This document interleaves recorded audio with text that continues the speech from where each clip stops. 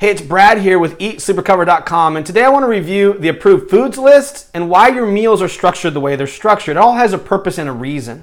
Now, over the years of working with my private clients, I've had some interesting experiences in regards to what are called food sensitivities. These are foods, they could even be high quality superfoods that when eaten by an individual trigger an inflammatory response and trigger all kinds of problems. For example, I grew up on a dairy farm in Oregon. I grew up thinking milk was the greatest food any of us could be having and you couldn't drink enough of it. I used to drink a gallon of milk a day myself. I also grew up with insane asthma. I was on 4 inhalers a day at one point in my life. And what's funny is when I got my first food sensitivity test back, my number one greatest trigger was cow's milk. Now, I wasn't allergic to it. I had all kinds of allergy tests done, never allergic to milk, but it was a big inflammatory trigger and it drove asthma. As soon as I cut out cow's milk, my asthma disappeared. So what I found over the years is a lot of people are eating foods, even so-called superfoods, and they're triggering inflammatory responses. So one of the things I did with this program was I used all the tests I'd done with my clients over the years, and I found the most common food sensitivities. So now instead of having to go do a $450 blood test, we've just removed all the most common sensitivities we have seen. Things like milk is a very common one, gluten, a very common one. Blueberries is an interesting one. You know, one way to trigger inflammatory responses is to eat too much of one food.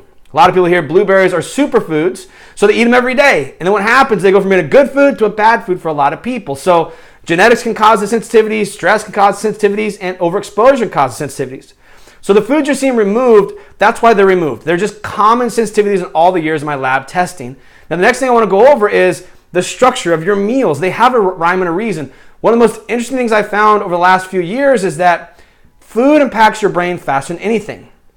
For example, if you go out to lunch and you have a fast food meal or a high carb meal, like let's say a couple cheeseburgers or some fries or some pizza, food that have a lot of carbs in them, it shuts your brain down, makes you lazy, lethargic, and want to fall asleep.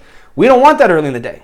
So you'll see in your meal plans, early in the day there are no carbs, later in the day we bring carbs in, okay? So during the day we want to optimize your brain, we want to optimize your energy by keeping carbs out. Those actually turn your brain on.